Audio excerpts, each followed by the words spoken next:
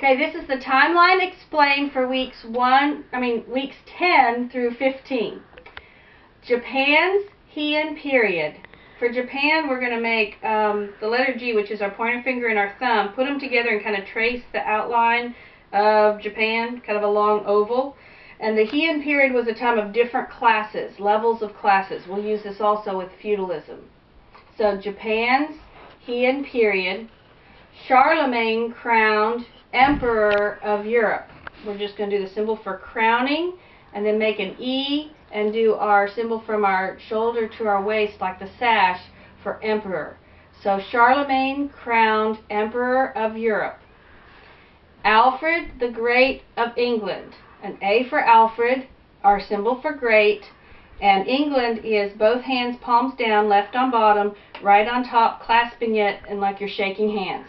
Alfred the Great of England. Eric the Red and Leif Erikson, Norse explorers.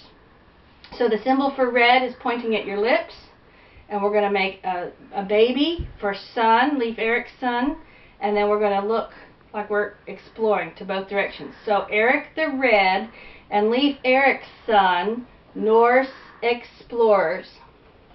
Vladimir the First of Kiev. Make a V for Vladimir, a 1 and twist it for first, and a K for Kiev. So the only difference between Vladimir and Kiev is your thumb going up. Vladimir the First of Kiev. Byzantine Emperor Basil II. A B for Byzantine, make our symbol for Emperor, a B for Basil, 2 and twist it for second. Byzantine Emperor Basil II. East-West Schism of the Church. That one's easy. Norman conquest and feudalism in Europe. We can do our conquest symbol and the levels of the different classes for feudalism. Norman conquest and feudalism in Europe. The Crusades. Make a cross and hold it forward. The Crusades.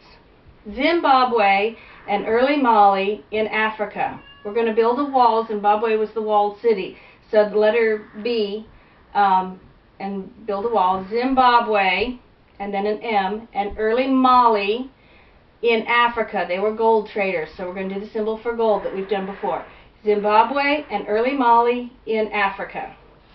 Aztecs of Mesoamerica. This time we're going to start at the top and trace the outline and go down. The other one, Mayans of Mesoamerica, we started at the bottom, went up, but this is Aztecs of Mesoamerica. Francis of Assisi and Thomas Aquinas, we're going to do the letter F and the letter T. Francis of Assisi and Thomas Aquinas. Japan's shoguns, we're just going to pull out our sword. Japan's shoguns. Japan's shoguns. Incas of South America, who lived in the Andes Mountains, we just make a mountain. Incas of South America. Genghis Khan rules the Mongols. The letter G, which is your thumb and your pointer finger, it's held flat like this. It looks like this. Genghis Khan, and we're going to salute, rules the Mongols.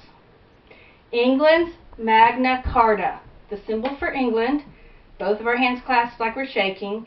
Magna means great. It was a great charter or a great document. So England's Magna Carta, like you're holding up a big poster and you make a C. So it goes from your hand to your elbow. England's Magna Carta. Ottoman Empire, we're going to make an O and trace the outline of Turkey, which is a big oval. So Ottoman Empire. Marco Polo, Journey to China. We're going to cover our eyes like we're playing Marco Polo in the pool. Marco Polo, and do the symbol for China. Journey to China. The 100 Years' War and Black Death. 1 for 100, then a C for Roman numeral for 100. 100. So the 100 Years' War, and then just choke yourself, and Black Death. The 100 Years' War and Black Death. The Renaissance. The Renaissance was, Renaissance means new birth. So this is the sign language symbol for birth. You put your hand on your stomach and you kind of flop it out on top of your other hand. The Renaissance. China's Ming Dynasty. We're going to do China again. China's Ming Dynasty. It was a time of great building, the Great Wall of China and things like that. So China's Ming Dynasty. Then we have Age of Exploration. We're going to look right and left. Age of Exploration. Then Prince Henry founds the School of Navigation. We're going to make a P and do our sash from our shoulder to our waist for Prince Henry. Then you're going to drive your sailboat, steer your sailboat. Founds School of Navigation. Prince Henry founds School of Navigation. Slave trade in Africa. Just cross your arms like they're bound, tied up like a slave. Slave trade in Africa. Gutenberg's printing press. We're going to make the letter G, which looks like that, on its side like this. Gutenberg's, and then we're going to open and close it. Printing press. So Gutenberg's printing press. Songhai in Africa, we're just going to do the symbol for gold, where we point at our ear and shake a letter Y, which is for yellow, in case you've missed that earlier when we've done gold. Songhai in Africa. Tsar Ivan the Great of Russia. We're making the I for Ivan. We don't do anything for Tsar. So Tsar Ivan, do our symbol for great, and Russia's like Russian dance. So Tsar Ivan the Great of Russia. The Spanish Inquisition. And this is like the cape that the matadors wore. So you're going to touch both shoulders, then link your pointer fingers together like a clasp. The Spanish, and then like a judge banging a gavel, we're going to do Inquisition. The Spanish Inquisition. Columbus sails to the Caribbean. We're going to do a C for Columbus, and then our 3 fingers on the waves, like we've done with the Phoenicians. Columbus sails to the Caribbean. Age of Absolute Monarchs. We're going to take 2 C's and put the crown on our head. Age of Absolute Monarchs. Protestant Reformation. It's that symbol for change, but this time we're using 2 R's, which is your fingers crossed, and they face one direction, you twist them around, face the other for change. Protestant Reformation.